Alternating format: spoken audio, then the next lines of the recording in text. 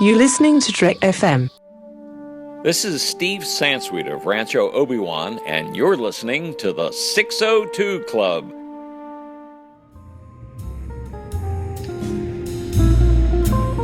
There was a little bar in Mill Valley where all the Starfleet trainees used to go. The 602 Club. You know it. I was there more times than I can remember.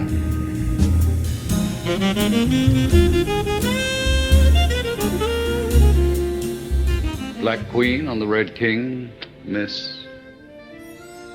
Solitaire. My name's Bond. James Bond. I know who you are, what you are, and why you have come. You have made a mistake. You will not succeed. Rather a sweeping statement, considering we've never met. Cards have followed you for me. Welcome, everybody, to the Filet of Soul. I'm so excited to be here tonight. Hopefully, you've gotten your bourbon and water and haven't gotten turned around in the back booth. I am the host here, Matthew Rushing, and I'm so excited. If you haven't figured it out yet, if you need a little hint, I'm going to be bonding with my co-host this evening, and I'm so excited to have back with me a brand new member to the Bond team, but one that I know people have loved because, well, I think that she helped make it the most downloaded Bond episode ever. So, welcome back, Christy Morris. Hey, thanks. Wow, that's really flattering. Yeah, well... It was great. The episode did great, and it could just be because we had way too much fun talking about a movie that's not all that much fun. Diamonds Are Forever. So maybe that's what people were responding to. And I mean, I don't want to down myself either, but maybe too, it's just because that one ends up being, I think, one that's very iconic and really sticks out in people's minds. The title, the song, the last Sean Connery, all of that too. Yeah, there is a lot that kind of sticks in your mind, even if you don't want it to. So, I mean, Mr. Wint, Mr. Kidd, need I say more? I love them. But yeah, thanks for having me. And, oh yeah, I'm so excited to have you back to talk a little bit of Live and Let Die. And a guy whose motto is Live and Let Die, the one and only John Champion. It's great to have you back here to get into some more Bond. Matt, Sazerac for me tonight, 2, actually. I'm just I'm gonna get ahead of the game here in order to right off the bat. That's a good idea. Mm-hmm. I think if you're gonna watch this Bond movie, you should definitely be ahead of the game, drink wise, before you turn it on. Yeah, not a bad idea. Yeah. No, not a bad idea at all. Well, before we get really into the film, just want to remind everybody you can find all the shows that we do here on the network at Trek FM on Facebook at facebook.com/Trek FM. We are a feature provider, so help us out while you're there. We're still a growing network. You can always help out any of the shows, and especially at the 602 Club, with a star rating and review. We'd really appreciate that. It definitely helps the show, as we want more people to find us. And I know a lot of people have been finding the show for the first time, which is a really fun thing. We've been around for a while now, but every little bit helps. So just keep it coming. I actually did want to say a quick thank you. We had gotten a new review recently, and I just wanted a huge shout out to... Actually, wow, there are 2 new reviews. I did not even see this. This is fantastic. I'm surprised, guys. It's happening live. Well, not really live because you're listening to this recorded. But anyway, Josh Lurin, thank you so much. He said that this is the best podcast ever. I can't beat that. Thank you. 5 stars, he said, too. So he said that it's amazingly fantastic. So, guys, we have a lot to live up to tonight. All right. Amazingly fantastic.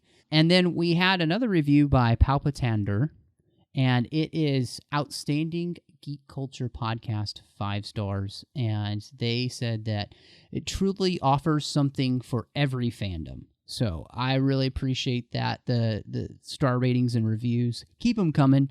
You can find us on Twitter at TrekFM. Facebook at facebook.com/TrekFM. We're, of course, our own website at trek.fm.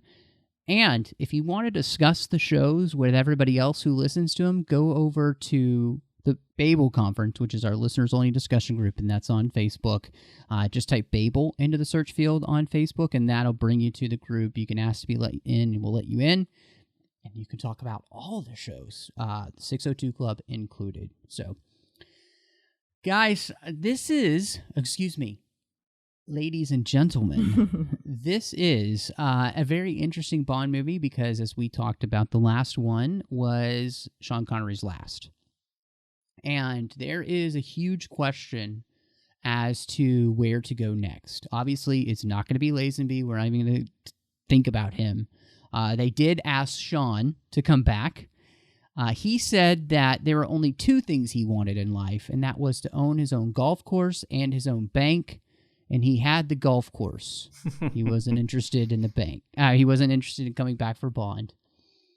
And John, I was shocked to see this question come up again of, do we have an American play Bond?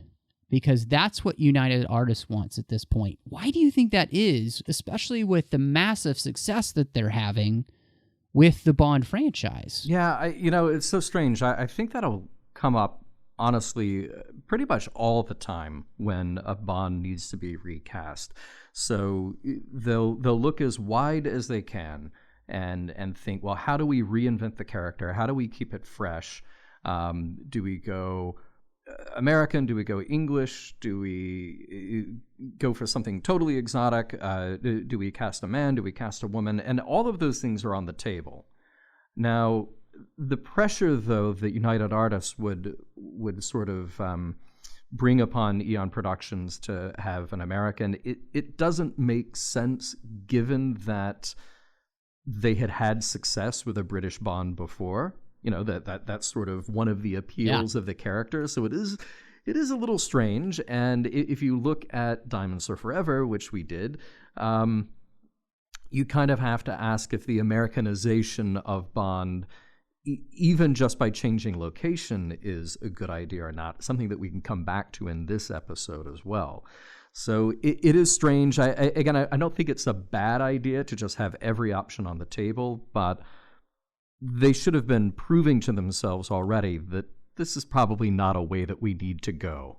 And Christy, one of the interesting things that you end up with, the names that are thrown out there are all names that we're very familiar with, like a Burt Reynolds or a Paul Newman or a Robert Redford.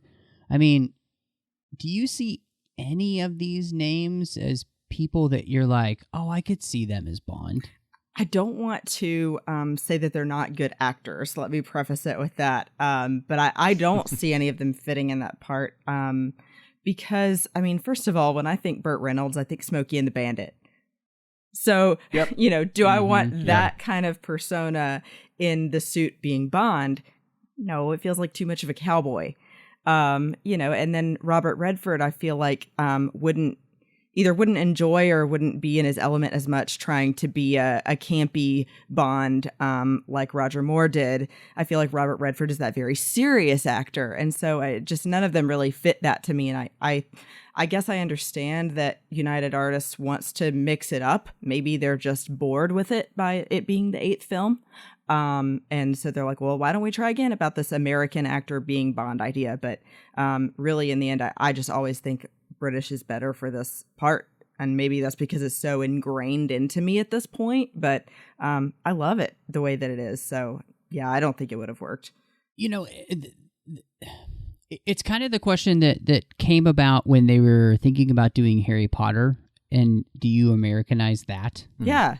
And I think we all instinctively say, no, and to me, I think even at this point, Bond really does feel like he has cemented himself as a British character. Like he is as British as it gets. In fact, I remember when the Olympics were in London years back now at this point. Yeah. And they had Bond jump out of an airplane.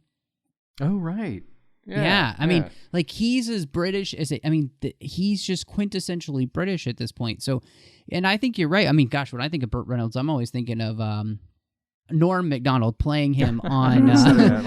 Yeah, exactly. Yeah, it's funny because it's a big hat. It's bigger than the normal size hat. It's funny. But yeah, none of these actors. I mean, I think Paul Newman might be the closest I could see. Yeah. But still, because he has that ability to be so wonderfully cunning and whatnot, but he also is very charming. Mm-hmm. But it's never, he could do the dangerous edge, is what I'm saying. Like, but yeah, I agree with Robert Redford. Just I don't think he would have fit the role. I don't think he'd been as comfortable in the role. And obviously, you know, when they decide to go with Roger Moore, even Roger Moore himself, you know, he's played Simon Templar in The Saint, and he's not going to be Connery. And so Mankiewicz knows this as well, the writer of the script, and he really works to fit the screenplay for Moore's persona. And so I guess the question is continuing on Moore's first outing here. What do you think of him in this first outing as James Bond? How does he work for you? What about you, Christy? To me, this is I immediately thought it's the king of camp. It's when campy Bond begins to me. I feel like you said, Roger Moore has this charisma about him, but then he also can bring in that total goofy side of what we think of. Like I said, the only word I have is campiness, where he says, for example, after laying with Jane Seymour, he's teaching her lessons, and she says, well, do we have time for lesson number 3? And he goes, oh, sure, no use in going out half-cocked. And you're like, whoa. Yeah. And everything like that about him in this movie makes me blush. Yeah, it's like your grandpa telling you a dirty joke. Yeah, you're like, isn't it? Grandpa. Yeah, that's how you feel with this with Roger Moore's Bond. What do you think, John? Does Moore give you something, especially with this first film, that makes you think, okay, I want to see where he's going to go next, or what is this experience like for you with Roger Moore? Well, it's very interesting. He's a very youthful 45. So he's older than Sean Connery when Connery retired, but we were talking several movies ago about how Connery was starting to look old and bored with the whole thing. So he brings a bit of kind of youth and vitality and fun back to the role that we haven't seen in a little while. Now, that may not be everybody's cup of tea, and certainly there are problems with the writing, and I think the way this movie introduces him to the role of Bond. I think he's doing a fine job. I mean, I think he's okay given the material that he is given. He's different, and different is okay. Certain things like the cigar, it's a bit of an affectation that I think is just unnecessary. It's just trying to put something visual to distinguish this Bond from another Bond.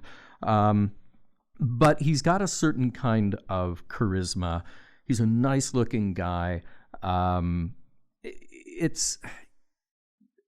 most ways it works. I think the things that are working against him are not entirely his fault.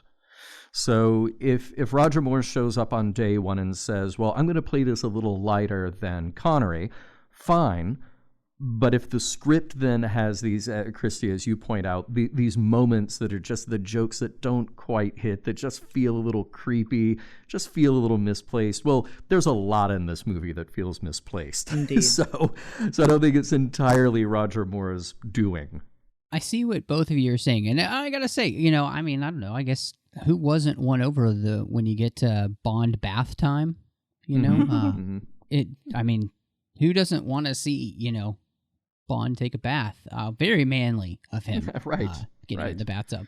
I just laughed at that. I was like, God, who takes a bath?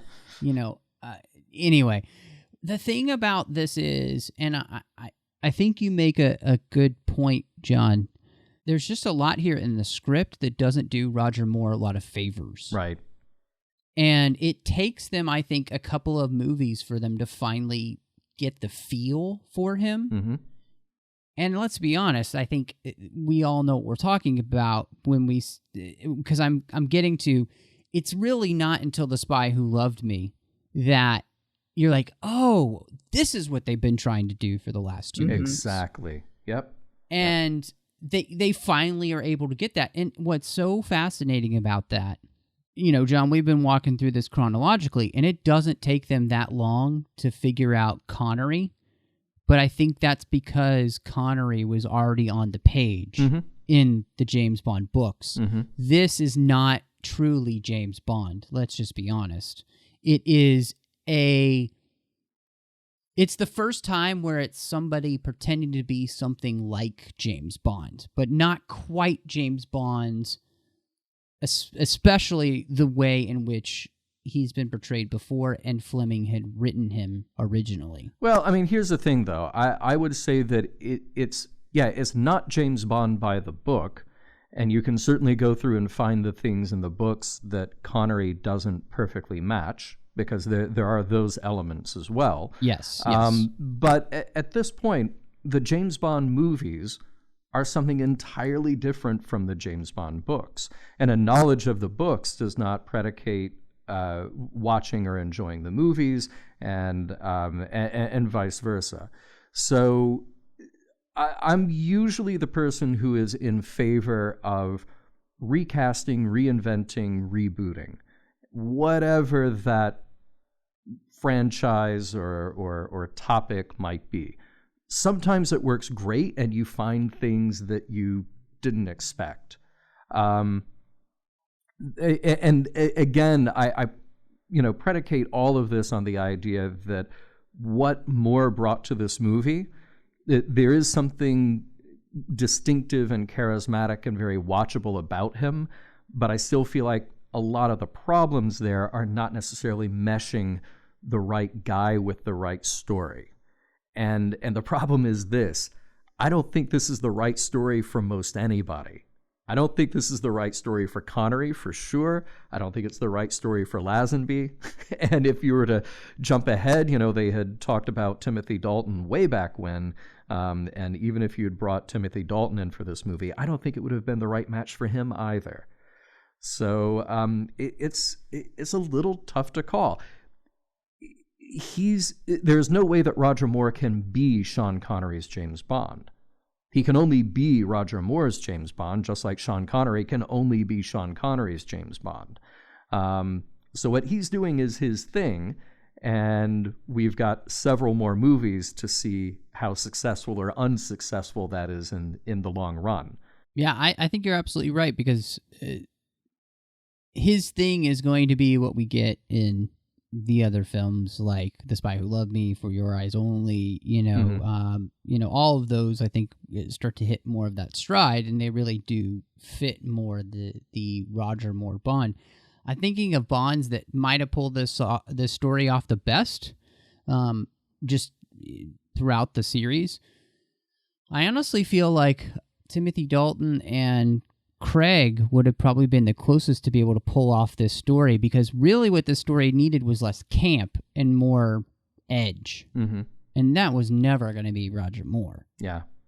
And I think you're absolutely right. It's just none of the material is just really fitting the character, and it's not his fault, because I think you hit something on the head earlier, which is Moore does something for the Bond franchise that it's needed, and it's needed life. Yeah. And vitality. And he definitely brings that. There is nothing about him here that feels old or tired. I mean, let's just talk about it. But the movie has a credit sequence that doesn't have Bond in it at all. Mm-hmm. And then you get the song, and then you go to Bond's house, and there's this wonderful scene to introduce you to Bond, mm-hmm. with Q, with M coming over, Moneypenny. He's trying to hide a woman that he's had in his place and not let M know she's there. Also, somebody, an Italian agent who, he basically has stolen away. Mm-hmm. And all of this stuff. It is the perfect opening for Roger Moore as Bond. And it sets you on a real high, I believe, because everything is clicking. Like, this is all Roger Moore stuff. Yeah.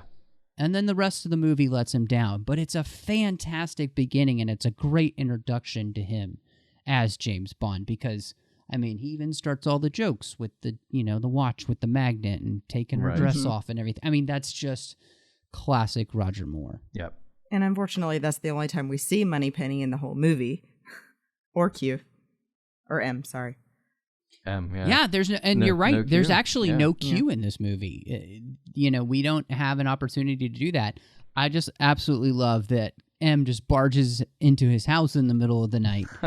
And what I like about it is that it also creates an interesting new dynamic for those characters, you know?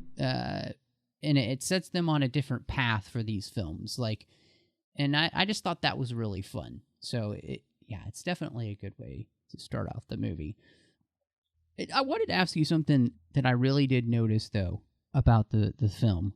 The difference between Bond and even just the way he's dressed, it's, very straight-laced, gentleman's apparel, and kind of his mannerisms and character and everything, and how they just really kind of stick out like a sore thumb everywhere he is in the movie that's not London at this point. And I'm sure even if he was out in the streets in London, he would stick out too, because the world has changed so much, but Bond hasn't. And so when he's walking around New York and Harlem, it has nothing to do with his skin color. It just has everything to do with his mannerisms, the way he's dressed and all. Did either of you notice that at all in this movie? Oh, how could you not notice it?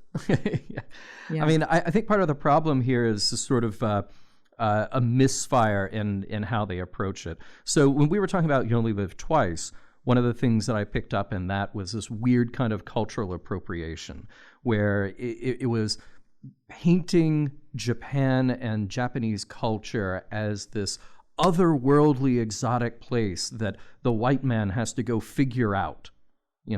And we kind of get that here. Well, we definitely get that here with Bond's entry into Harlem, and then all the other places that he ends up, where he does stick out like a sore thumb, where he definitely does not belong there. But it's sort of like for the moviegoer, whoever the producers assumed their audience was, he's sort of like their entry port into this bizarre world that they would otherwise never experience on their own. So it's a bit strange, and that really speaks to the blaxploitation roots of this story. Yeah, I was going to say, I think you really hit a point there as well, Matt, with saying that it's not just about the color of his skin. It's about anyone that walks into a really casual place like Filet of Soul and is wearing a well-looking, tailored suit, and, speaks like they're well-educated and things like that. That kind of place is more of like, everybody's using slang, hanging out, having some fried chicken kind of thing. Because it's in the name of the restaurant even. It's like a soul food kind of place. And I think he sticks out for all of those reasons. Which is a little bit funny when you think about the fact that he's a secret agent and he's on a mission, and you send out the guy who does stick he's anything out but like undercover. Yeah, exactly. Yep. It's exactly that. And I think it's a great time to talk about, John, this kind of new direction that the Bond films kind of go in, because the first 4 or 5 films really set the stage and set the tone for everybody else to want to follow. They set the tempo. They become the things that everybody wants to emulate. Yeah, including themselves, yes, which is kind of the strange part of it. Yeah, no, exactly. Mm-hmm. Exactly. I think you kind of end up with that problem, and we talked about with Diamonds Are Forever, mm-hmm. where it's trying to emulate itself, and but we're in the 70s now, and a lot has changed in the world. And the question was, as they were making this movie, is Bond relevant? Do people still want to go see him? And that's where you get them turning to what's popular and trying to incorporate that into Bond, which is the blaxploitation films. And we use that as a basis for, the villains in the movie, which is sad that it's only the villains and they don't have a character that's helping them, so you get a balance. Like, they're just the villains in the movie, and that's disappointing. They do have one quarrel that helps him on the boat right. later. You're absolutely right. You do have Rosie Carver, and you do have the other agent who is working with them and who gets murdered in New Orleans. But we don't get to spend a lot of time with him specifically, and she is so inept, unfortunately, that I think it doesn't hurt your case. It hurts the case that, and I don't have a problem with using gangsters or Harlem gangsters as the villains in the movie. I think it's the way that they go about it, and everything is a cliche and an archetype, and it's just not done very well. Yep, I agree. I mean, this isn't Shaft. Though it wants to be. It does, which is so weird. Yeah, but it's not. And again, it just feels like this weird appropriation, like, oh, well, let's just sort of throw darts at the dartboard to see what's popular right now. Oh, okay, well, blaxploitation, all right, so we'll do that. But it also speaks to, like you're saying, the Bond films not really necessarily having a sense of identity. And we got there before this movie because Diamonds Are Forever felt a bit like a 1970s cop TV show, and this one feels like a 1970s cop TV show as well. It's not on the scale of something like Goldfinger, where you really feel like that's a fully realized world. Now, that said, there is actually something to be said for the idea that, all right, we're going to take Bond out of his comfort zone, and we're going to put him in a place that feels a little more real world. These are places that, for an American audience, you can go. You can go to Louisiana, and you can see these bayous and little rivers where these boat chases take place. So there's something kind of neat about that. It's not so exotic that you can't believe that it exists. But then the question becomes, well, does that actually serve the character of Bond that we know so far? Yeah, I think that it's more interesting when they go more fantastical places. I think that it lost something when, we were talking Diamonds Are Forever and they were in Las Vegas and it felt very old and tired. And then now, even in this movie, it kind of felt that way with me with the visit to Harlem and to New Orleans and to the crocodile farm, that it was kind of tired locations that are not super interesting. But the one place that was interesting to me was the island. And look, let's definitely be honest. On a lot of those Caribbean islands, they have some of the strangest voodoo ritual things that happen. But again, it's unfortunate the way that it's portrayed here is just kind of laughable. Yeah, it's just sort of it's a prop. It's a prop. Yeah, yeah, exactly. Yeah. And like you said, John, what's happening is it's not coming across as truly real. It's coming across as more of like a caricature of something. The belief in and reverence for voodoo or tarot cards and that kind of thing is deep rooted in a lot of those cultures from New Orleans and then throughout the Caribbean and everything. What's frustrating, and I think when we were kind of talking about how Roger Moore fits in and everything, the movie plays this campy, and that's what hurts the story. Mm-hmm. Is it's not being played as serious as when you got Goldfinger was even kind of serious. Definitely From Russia with Love. If this was done, I think, in more of that framework, it might actually work a lot better. Yeah. Because this is a much more like topical and relevant thing at that point, because we have a topical villain who's a drug baron and is using the drug epidemic in America to try and make millions. And it's also the time in which the drug epidemic in America is becoming a much bigger thing, with heroin and LSD and as Kirk would say, LDS, and all of those things that are happening. And it's sad because the villain here, who is so topical, could have been something really great. but by not taking it seriously and making him campy, well, you just make it look like the worst kind of cultural appropriation. And I don't know. It's almost like we're making fun of everybody but Bond in this movie. Yeah, right. That's how it felt to me as well. It definitely, like you said, they had a good skeleton to go from, but then they were trying to go in two different directions at the same time.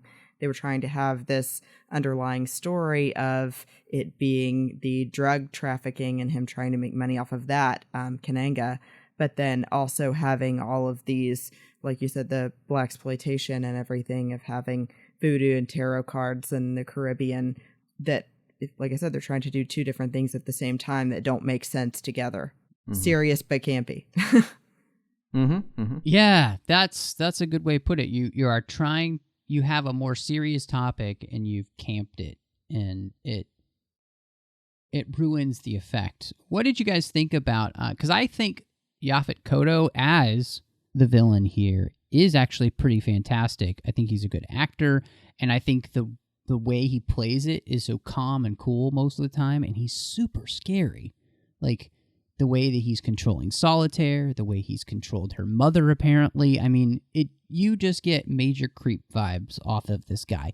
And he feels like somebody who would be willing to exploit people's drug habits to make millions and not care. Like, I think he's very good. Yeah, he seems to me that he is always a step ahead of what you expect. That Bond thinks he's going to be doing one thing, and then that conversation between Bond and Kananga, where Kananga goes, "Oh, no, this is what I'm actually doing." And Bond's like, "Oh." Yeah, he's got a tremendous intensity, and it was interesting to read how young he was when they made this movie. He was about 33, and he's just got a lot of power and gravitas, and he's great to watch. Yeah, he's very intense. Well, I think, again, if we had we have a more serious take on the storyline, it makes the villain and it makes everything that's happening feel more realistic and not so campy. It all works better for the story, for the characters. We don't feel like, oh, you're just trying to make your own Bond blaxploitation film, that you're actually trying to do something that, actually seems kind of relevant. In the same ways that when you think of how you do Bond with Casino Royale after 9/11, and you incorporate what's happening in the world to make Bond relevant again. You think about the ways that Bond could have been more relevant here in this story, and somebody who's trying to stop massive drug cartels. They don't really try this again until License to Kill, which I think is much more successful because it's definitely a more serious take on a very serious topic. It's kind of hard to make drugs funny, honestly, Right. Oh, everybody's getting high and dying on coke. Yeah. Way to go. Yep. There are, in this movie, there are a lot of Bond women. And, the first one that we meet is Miss Caruso, played Madeline Smith, who is the Italian secret agent that Bond is, romancing when M and Moneypenny unexpectedly turn up at his house. And she doesn't really have a lot to do, but again, I think that scene is... Oh man, if the rest of the movie had been like that, it would have been wonderful. Because it fit Roger Moore perfectly, and she fit right in with that. I thought that was just a great scene. Yeah, I mean, she's really just there to serve that scene and to serve that joke. She's not obviously a very fleshed out character, but there's something. She's not a Bond villain. She's not a Bond woman of another caliber, Exactly. But, I think what's so cool about that scene is seeing Bond's apartment. Again, putting Bond in the real world, that he's got a place. He's got a place to go home to when he's not saving the world. I think that's why we all really like that scene. And it's kind of funny now, more than 40 years later that M is so befuddled by a coffee maker. But at the time, that was serious stuff. Yeah. Moneypenny makes his coffee every morning. Oh, of course. He wouldn't. Yeah, Of he course. doesn't know how to use that. Right. Well, the behind the scenes on that is very funny. Madeline Smith apparently was very uncomfortable doing that scene because she only has underwear on, or pants as the British call them, and no top. And apparently Mrs. Moore was on the set for those scenes, and she was just very uncomfortable being in bed with Roger and being that unclothed when his wife was around. So I was like, that's I could understand that. No, I wouldn't want to do that either. Yeah. Right. Which is weird because now in Hollywood that's so common. It seems like nobody cares now, and it was a bigger deal in the 70s. Yeah, I think that's just a commentary on our culture more so than anything else. But we have Gloria Henry as Rosie Carver, and I don't know what to make of this character, honestly. I didn't remember her being so unbelievably inept in the film, but it had been a long time since I'd seen this, and I just feel like it's really sad that they went that way with the character. I'm really disappointed that they didn't have her have more substance. I felt that way too. I honestly felt like she was running around and screaming a lot and not filling in the gaps with much language that was useful other than the screaming. So it definitely felt like, why is she so lacking? What are we going to see from her next other than this kind of disappointment? Yeah, it's unfortunate. I mean, you think that they started with this kernel of a character where, okay, well, we'll try to give her we'll give her a position that she's in on the mission, and we'll give her a little bit of edge.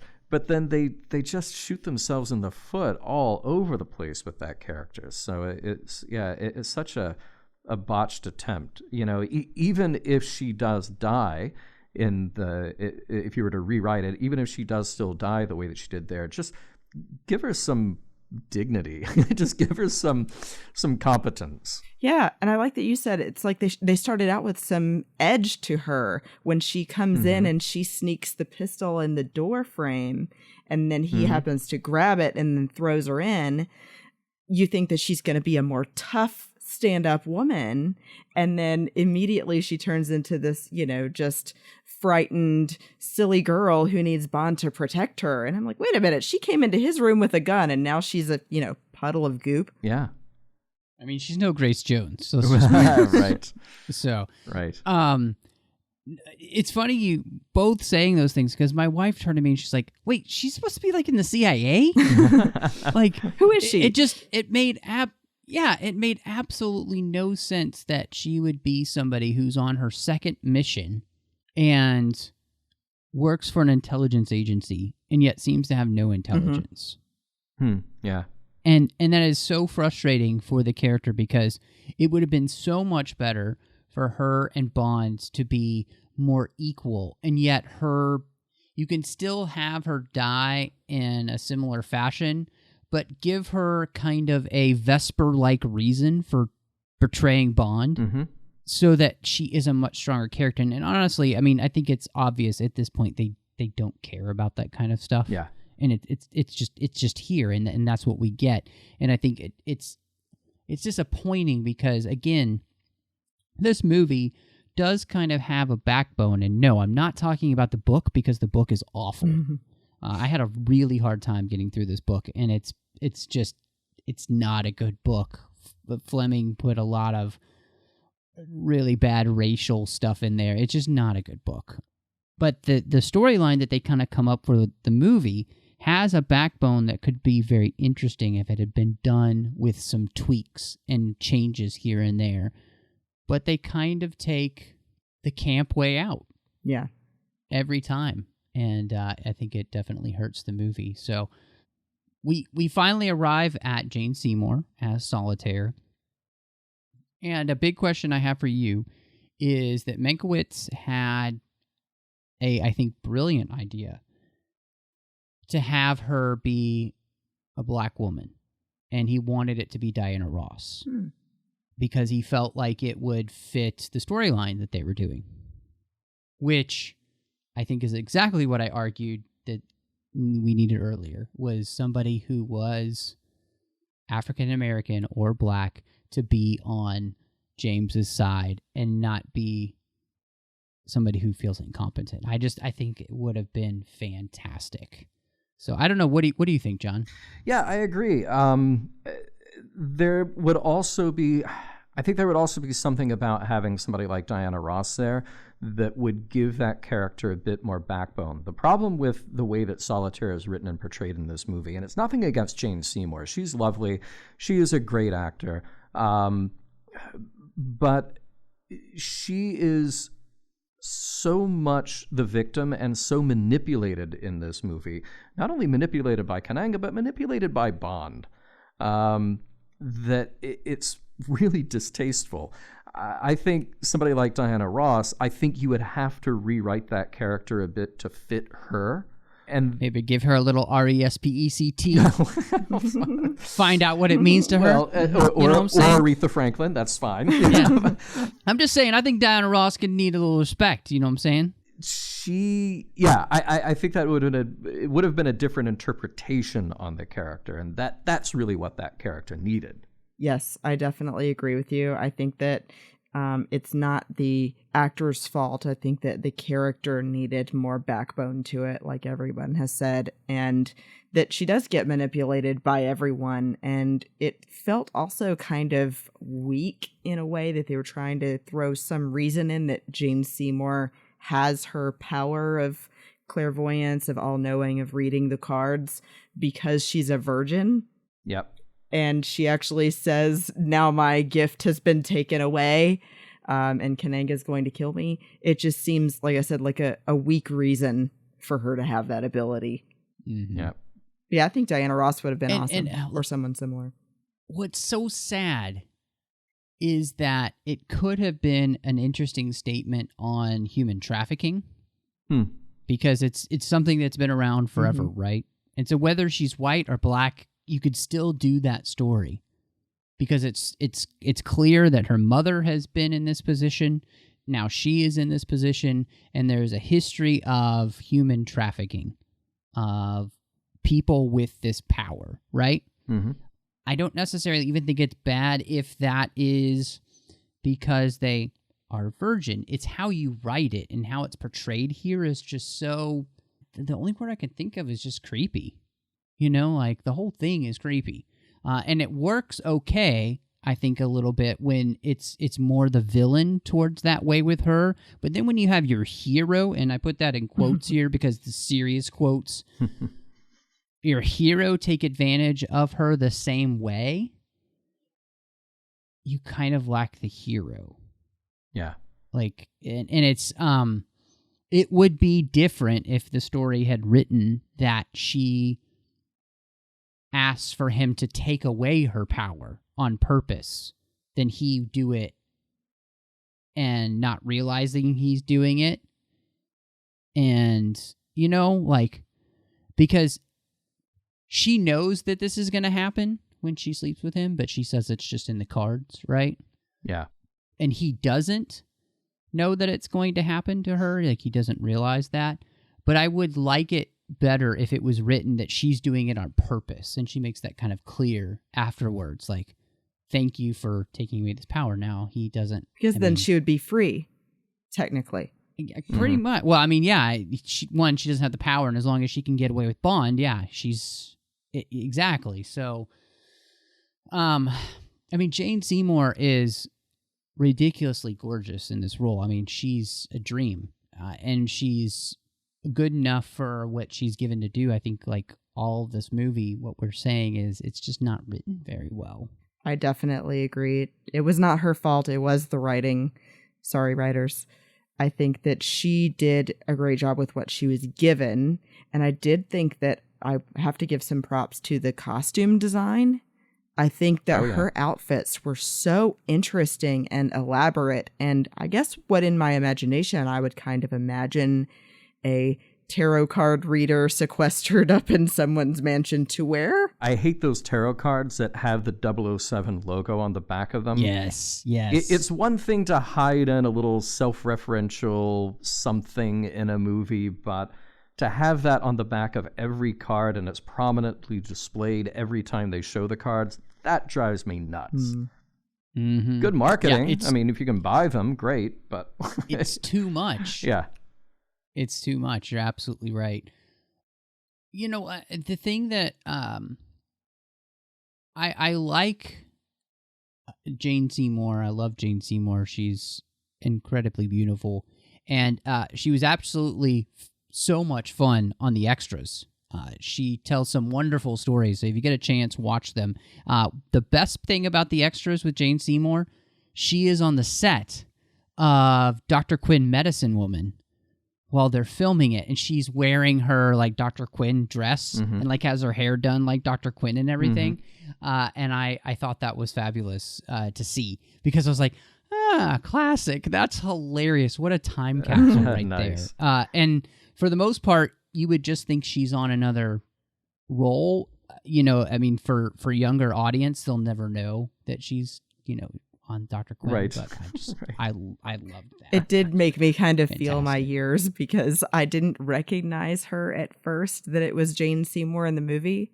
And then all of a sudden my realization was, it's Dr. Quinn Medicine Woman.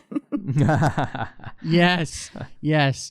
Well, and a couple years back, when the 602 Club was a lot younger, Norman Lau made me watch the original Battlestar Galactica, and she's in that for a few episodes, and it's around the same time period, and she's just as beautiful. And so, yeah, they really picked somebody who is vibrant and gorgeous and everything else, and it's and she's, you know, iconic as a Bond woman because of that. She's not iconic because of what she's actually given to do in the movie. Yeah. I got a question for you guys about J.W. Pepper. Nope. You don't like J.W. Pepper, boy. You're saying you don't like the Bayou. You know, J.W. I Pepper. forgot exactly how much of him was in there. I literally thought, you know, when that scene started up again, I was, okay, well, yeah, he's parked in the car, and then he sees the other car go by, so he calls it in and he makes some stupid joke. And then we're going to see him again in a little bit at the end when he says, secret agent on whose side? And I thought, okay, that's it. I didn't realize it's like a good 15 minutes of J.W. Pepper jokes, and they're just scattered throughout this epic boat chase. Yeah, boat and car chase. It just feels needless. Why did they throw it in? Especially in a world that is not that type of character. He just seems very out of place, annoying. You know, that whole feel that would be a 70s cop film, not a Bond film set in Cajun territory. I guess they figured if they're going to go in for exploitation and stereotypes, they'll just hit all of them along the way. Yeah, throw another one in there. You know, yeah. And there's also this weird thing about 70s and early 80s movie making, and I think particularly from a European sensibility, where it's sort of like they don't need a joke that they don't love. So one of the things that drives me insane about Superman 2 was that when they brought in Richard Lester to make that movie, based on the footage that Richard Donner had already shot simultaneous with Superman, the movie. What Richard Lester did then was throw in all these jokes and one-liners that just didn't need to be there at all. And that seems to be kind of from the same school that brings you a character like J.W. Pepper. It's just like, well, we're missing a beat before we leave this scene. I know, we'll just throw in a really stereotyped character and give him a punchline, and then we can move on. They were Mankiewicz created the character as an opportunity. He said he wanted somebody to be able to laugh at. So you're actually supposed to laugh at him, you know. which is good. At least he's recognizing we need to laugh at this guy and his ridiculous attitude about everyone but himself. Mm-hmm. If you had maybe seen him twice, that would be fine. But you're absolutely right. This gag gets drug on for at least 10 minutes or more of the film, along with a river chase and a car chase that's just... I mean, technically what they're having to do with the boats on the bayou and stuff and getting them to jump and everything, it's pretty fascinating watching like the extras. But it's not an exciting thing. Yeah. You know, I'm trying to think of a boat chase that's actually exciting, and I feel like the only one that's truly exciting to me is The World Is Not Enough. Mm-hmm. In the Thames. I think that's a pretty exciting boat chase. But this one, it's going on so long, and with the J.W. Peppa stuff happening all over the place, I just want to punch him in the face. You seem like you really like saying that, though. Just because it lets I can use my Texas accent, you know, and really dig into it. That's the only fun part. The rest of it, I was really cringing in. And I have to say this, during that whole part of the film, I was ridiculously bored. Yeah. And that hasn't happened in any of these Bond movies yet. Even Diamonds Are Forever. I wasn't bored. I was kind of more intrigued by some of the weird things that are happening on screen. But I was finding myself legitimately just playing with my phone during the scene, waiting for it to be over and get to the next point. Because I wasn't finding it visually entertaining, at least. Yeah, I mean, I'll give him this, that, you know, technically there are many great moments in that. And again, like I said about the location, it feels very real world. It feels very tangible that these are... Yeah, you know, real boats, real cars in a real location, so you can kind of wrap your head around that, and that does make it somewhat exciting, somewhat interesting, but not enough to keep this thing going for more than 10 minutes. And it feels like the chase is not going somewhere. You don't understand what the end goal is, and you're just watching the same two scenery interchange over and over again. Yeah, it's very true. You lose your sense of... space in that, where they're trying to get from, where they're trying to go to, and what will happen when they get there. Yeah, but I did write in my notes that I said boats can cross land. Oh, yeah. You didn't know that? You actually, no, you both are blowing my mind. I don't know why I didn't think of that. But you're right. It's the spatial non-understanding of where you are and where you're trying to get to. Yeah. Because it just feels like... And those river systems in the bayou kind of feel like that, but it doesn't help you as a viewer. You just kind of get lost. Yeah, completely agree. And sadly, we're going to have to talk about J.W. Peppa again. So, just get ready. Okay. Yeah, just steel yourself. What about his cousin? Are we going to find out what happened to his cousin? I don't think we ever find out about his cousin. So... the theme music and the music here, I mean, how do you even talk about Paul McCartney and Live and Let Die? I mean, this song, do you agree with me that you could argue that this is the best James Bond song? I mean, you can at least make the argument this is the best James Bond song, at least until this point. You know, I don't know if it's the most quintessential James Bond song, but it is certainly one of the best. Yeah. That song does not get old. You know, I've heard it redone a couple of times. Paul McCartney doing it live a couple of times, and yeah, it's pretty phenomenal. And actually, the themes within it work their way into the whole soundtrack really well too. I was going to add that I did notice several times throughout the movie that they bring in that little riff from the song. Well, and I completely agree with both of you. I think that's the thing that makes it so cool, and that's my favorite thing about any of the James Bond themes is when they're able to work in the thematic elements of the theme song into the movie itself, and kind of work that in with the rest of the themes that they create. And I always love when they do that.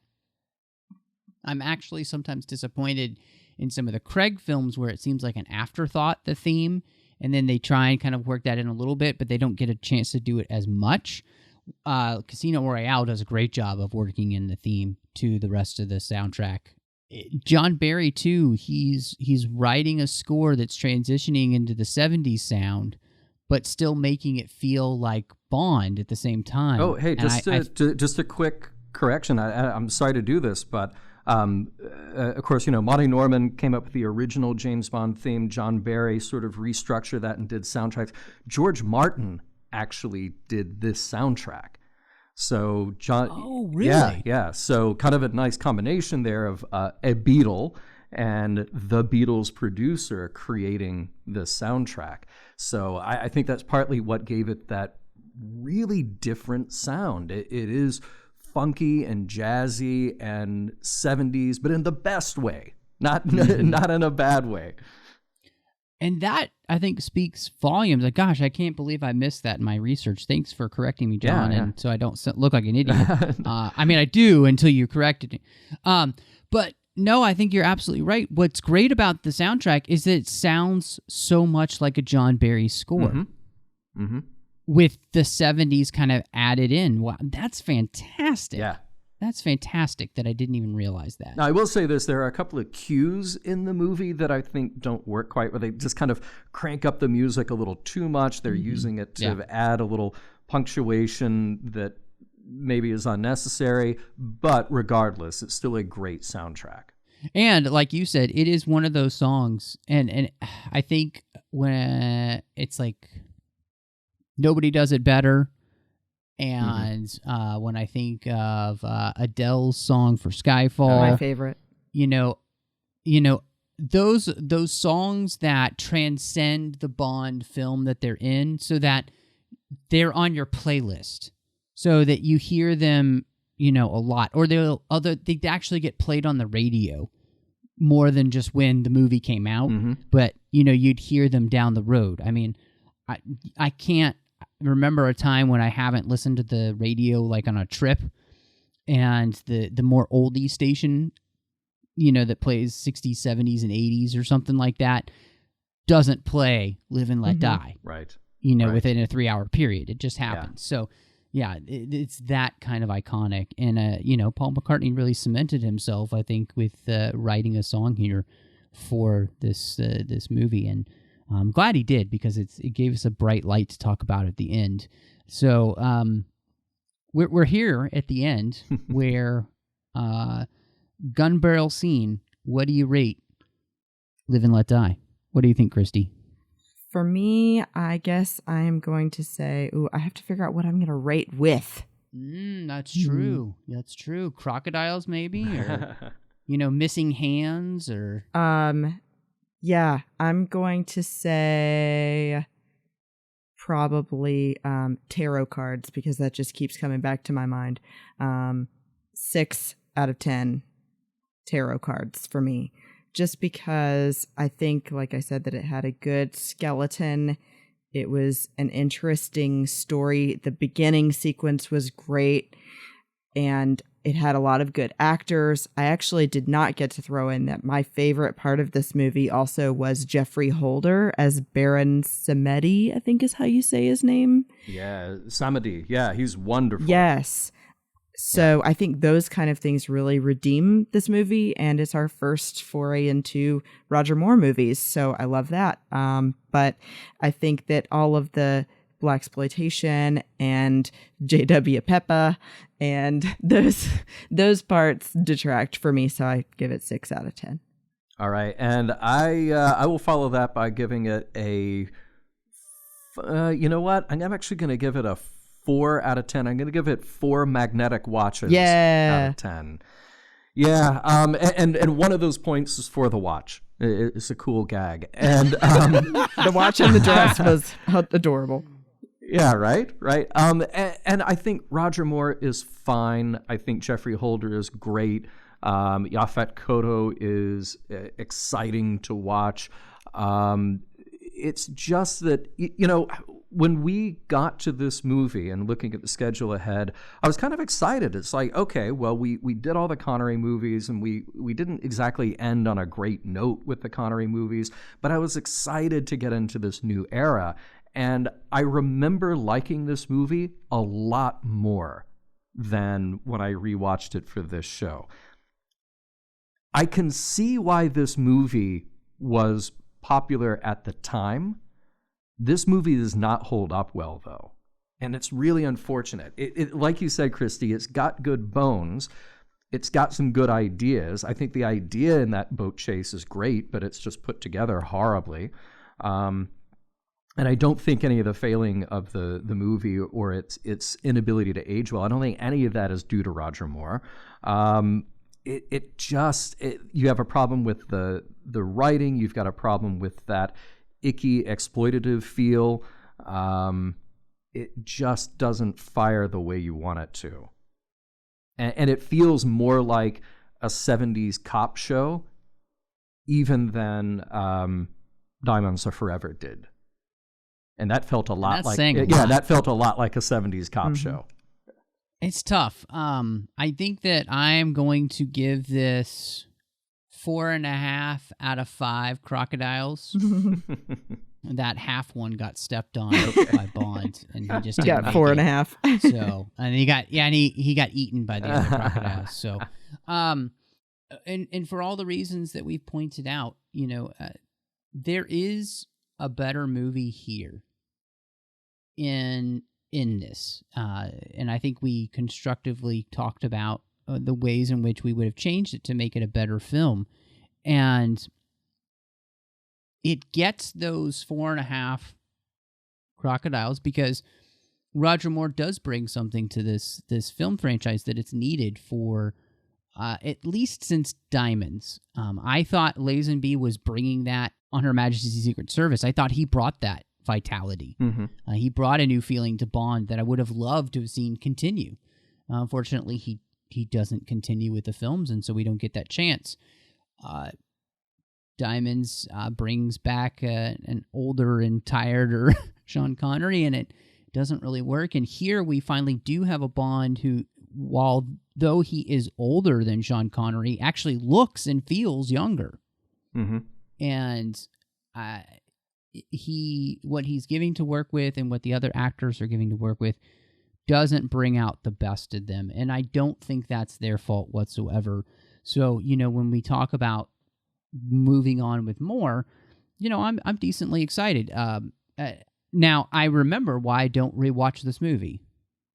I just, it's not a Bond movie that I feel like after you've probably seen it once or maybe twice, it's worth watching if you're just trying to say you've seen all the Bonds, but it's not really worth revisiting.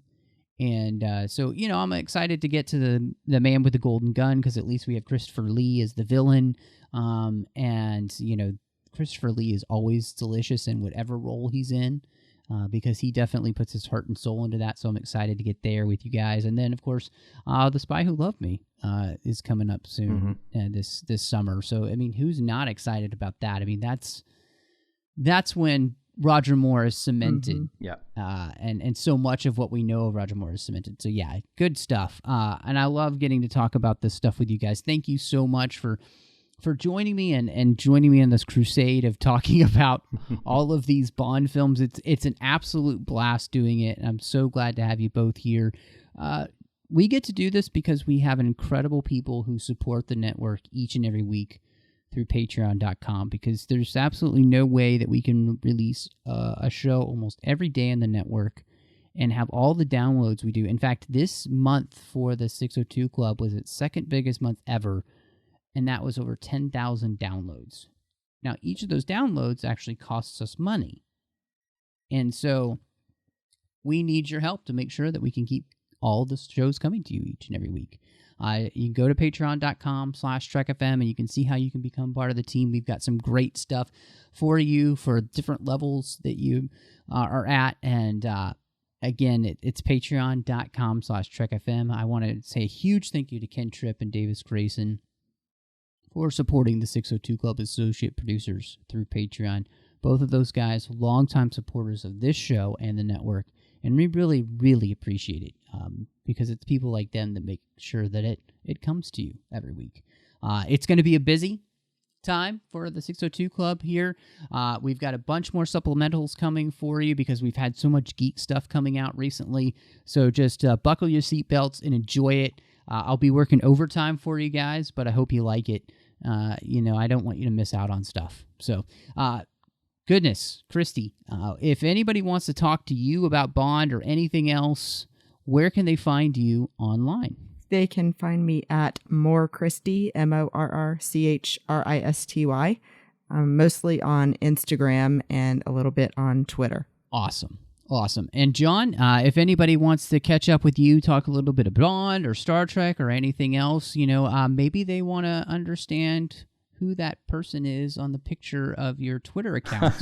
Right. Well, and I think you'd be glad to tell them. Yeah, I would be. Yeah, you can find me on Twitter directly at DVD Geeks. And if you want to talk Star Trek, then find me at Mission Log Pod, or go to the web, go to missionlogpodcast.com.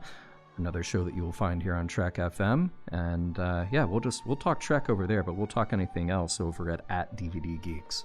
Yes, and you should definitely catch up with John again. Ask him who that avatar is, because it's a person in a show that you want to know. Yeah, it's good stuff. We'll talk about it. You can find me on Twitter, MattRushing02. I am on Instagram at mrushing. Make sure you're following that, because it's going to be at Star Wars Celebration in a couple weeks, and there's going to be lots of pictures coming for that, so be sure to follow me on Twitter or Instagram. You're going to love it with all the Star Wars news and fun coming. You can find me here on the network with the 602 Club, of course, and the Star Wars 602 Club collection. Both of those are two different feeds. They're on iTunes, and they both need your help with star ratings and reviews.